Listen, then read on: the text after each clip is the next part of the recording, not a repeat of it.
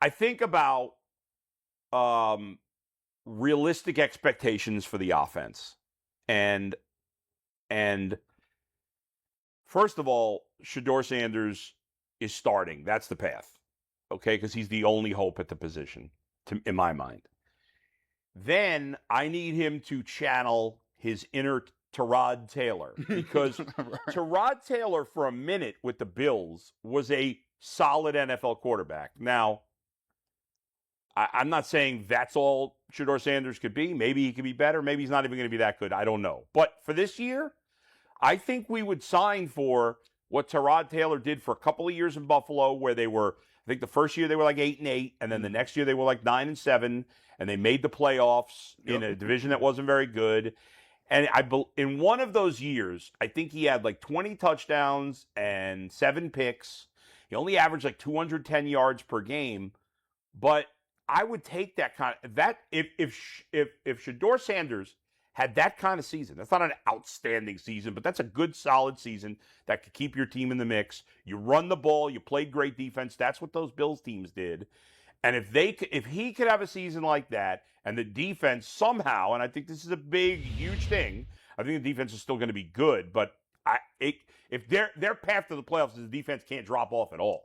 Yeah. And that's going to be extremely hard, losing the best player in football, certainly the best defensive player in football. Not impossible, though, because there is a good amount of talent there. And if the defense can stay just as good overall, and Shedeur Sanders can play I don't think I'm being unrealistic at all or unfair at all. At the Tyrod Taylor for a couple of years where he was at his best with Buffalo, if he could play at that level, they could run the football with Judkins, and the offensive line is just solid. I'm not asking it to be great. I'm asking it to be solid. Then that's the path. Yes, some other things would happen. Let's be realistic. The Bengals and Ravens are better teams. Mm-hmm. They have better quarterbacks. But you never know. Like, things happen. Injuries happen. Bad seasons happen. Guys don't play well for whatever reason. Maybe the Ravens get old. Maybe the Bengals defense, which looks improved to the point where maybe it's adequate, is not and still stinks. Who knows? So that's the path for me. You need to be sneaky, right? To me, I look at this season as, I don't even look at it like, okay, look, this is the blueprint for the playoffs. I don't even think the Browns need that. If the Browns are just fun to watch, and every game you turn it on, you don't really know what to expect, but you're seeing young guys do some things. Like if Casey Concepcion runs a punt back the week before, but then the next week, your defense may struggle a little bit, but Denzel Boston shows you something. And then Harold Fannin Jr., like, if you can just be in these games in the fourth quarter, I think it changes the perception, because you'll come in and say, hey, listen, you got a bunch of guys. They're young. It's the same way the Guardians are. Now we just got to learn how to close these games out. The Guardians are a game back right now. They can't really hit the ball. But guess what? It's a bunch of young guys, and you never know what you're going to see when you turn the TV on. You'll accept that, because the expectations without Myles Garrett and a bunch of stuff are gone. But it only works if Shedeur Sanders is playing, and you're not wasting your time looking to try to think with Deshaun Watson, because the mojo is different. Because you want to be entertained by the offense. You want to feel like at the end of the year that the offense is going in the right direction. And if that's the case, whatever their record is, I think we'll all feel better about where the Browns are and, their chances of being better in the future. All right, let's leave it there. Later this hour, Mike had a chance to sit down one-on-one with one of the newest members of the Cavs. But when we come back, the Guardians salvaged their finale against the Rangers and scored 9 runs. You talked to G about their offense being terrible. It has been, except... Dawg Pound, imagine this for 1 second. Jaylen Carter in Cleveland. A dominant defensive tackle, a monster in the middle, a young, explosive interior defender who can wreck an offense before the play even develops.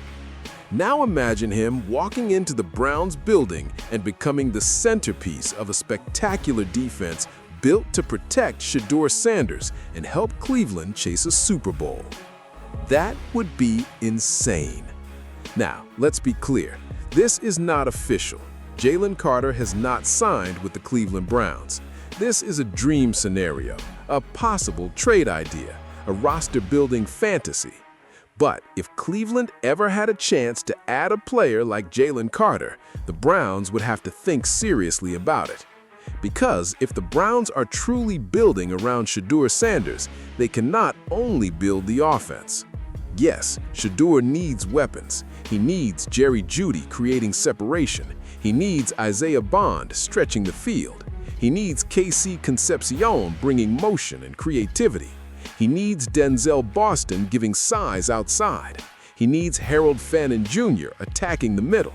He needs Quinshon Judkins running with power. He needs Dylan Sampson bringing speed out of the backfield. But Shedeur also needs a defense that can dominate, a defense that can stop the run, a defense that can collapse the pocket, a defense that can create turnovers, a defense that can give him short fields, momentum, and breathing room. That is where Jalen Carter changes everything. Carter is not just a big body, he is a game wrecker. He can push guards backward, he can split double teams, he can attack the quarterback from the inside. And when pressure comes from the middle, quarterbacks panic. That matters.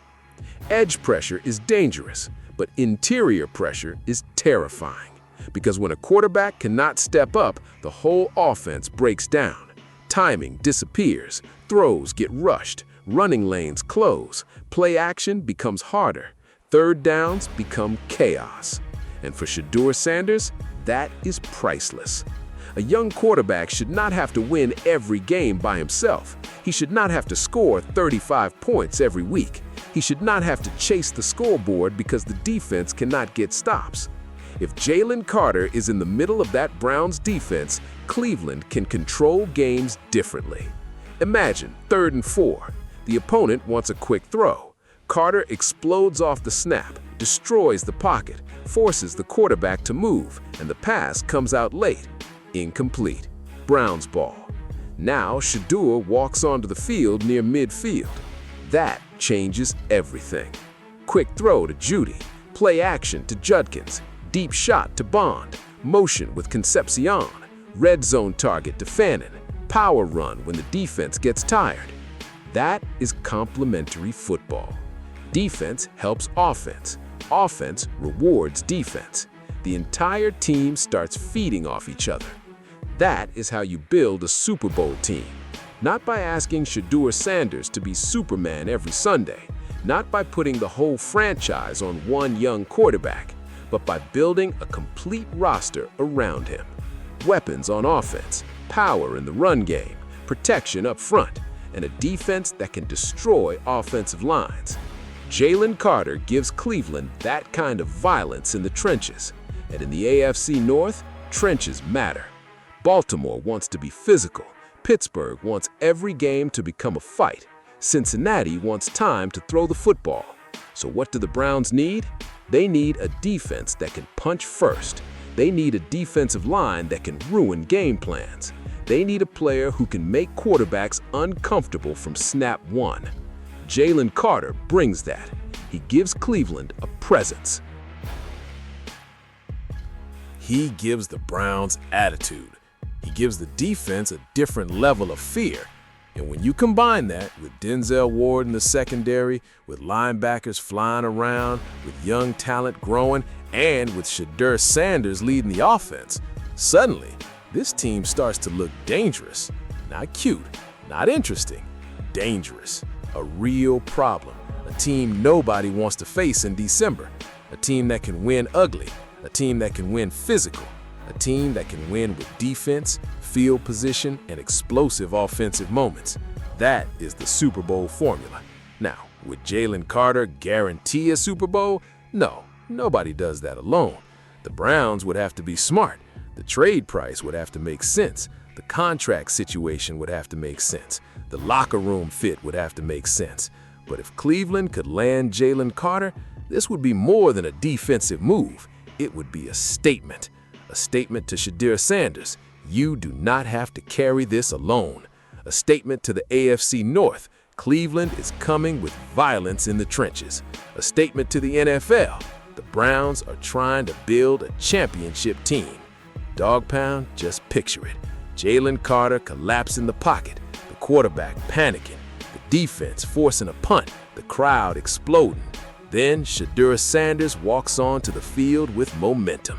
That is what changes games. That is what changes seasons. That is what changes franchises. Jaylen Carter and Shedeur Sanders would represent both sides of the new Browns identity. Shedeur bringing poise, leadership, and offensive hope. Carter bringing pressure, violence, and defensive dominance. One side controls the ball. The other side destroys the pocket. Together, they could give Cleveland something fans have been waiting for forever. A real path, a real identity, a real Super Bowl dream. So now, I want to hear from you.